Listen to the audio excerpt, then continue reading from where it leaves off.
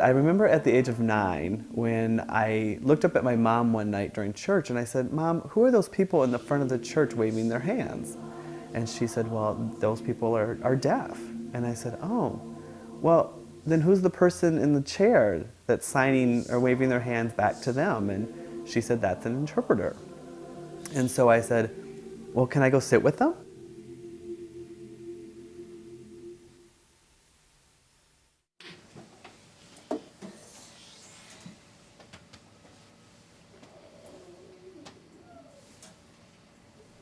Yeah, it's true. A lot of people who are hearing think that when they see deaf people using sign language, they assume that it can be translated literally.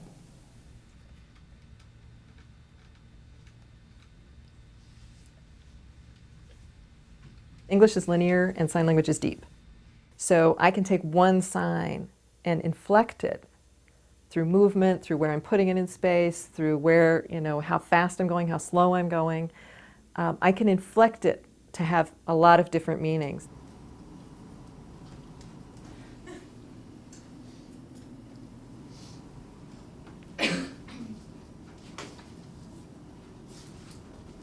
The hardest is thinking with a deaf brain.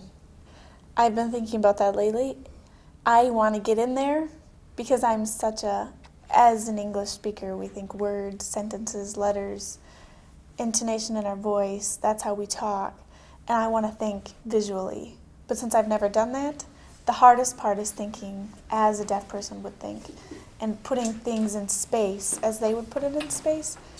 That's why I think interpreters struggle a lot, but once you get it, you got it.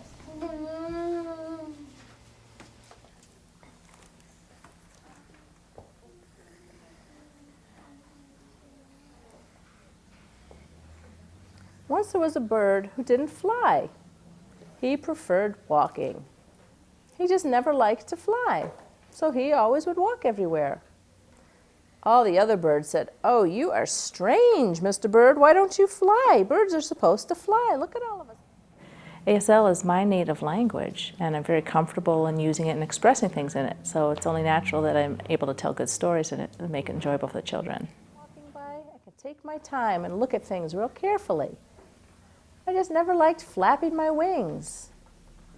For example, Dr. Seuss has a lot of word play, and that's just a bunch of nonsense sounds. But hearing kids really like that. We like to play with the sounds that we struggle to make as we're learning to speak and we're learning to master bigger words.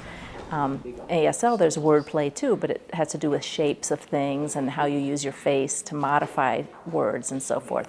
So I think there's word play in both languages that young people and old people like to do, but it just takes on different forms.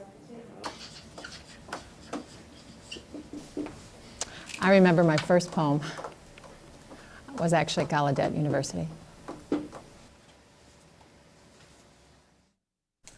For homework, the professor asked us all to create a poem and to do an ASL poem. And so at that time I was, of course, a poor college student, and my parents were having their 30th anniversary, and I was trying to figure out what to do for them, and I thought, hey, I'll do the poem. I can solve both problems here. I remember trying to reflect back on their lives together and how they went to deaf school and how they went to Gallaudet University and meeting and getting married. My parents were really impressed with the poem. They loved it. It was funny because I definitely saw their different reaction as a child bringing them written poems. They kind of go, oh, good. But when I did a poem in ASL, they were thrilled.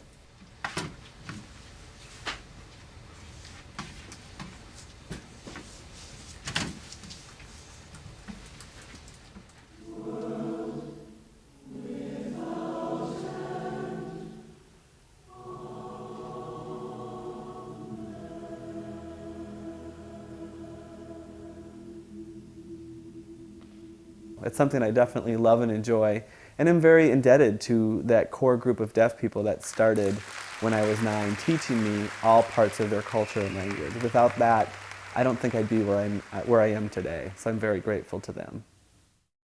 I think the damage to the deaf community has to do with the perpetuation of the myth that deafness is somehow a deficit. that pathological view that you're deaf, therefore you are less.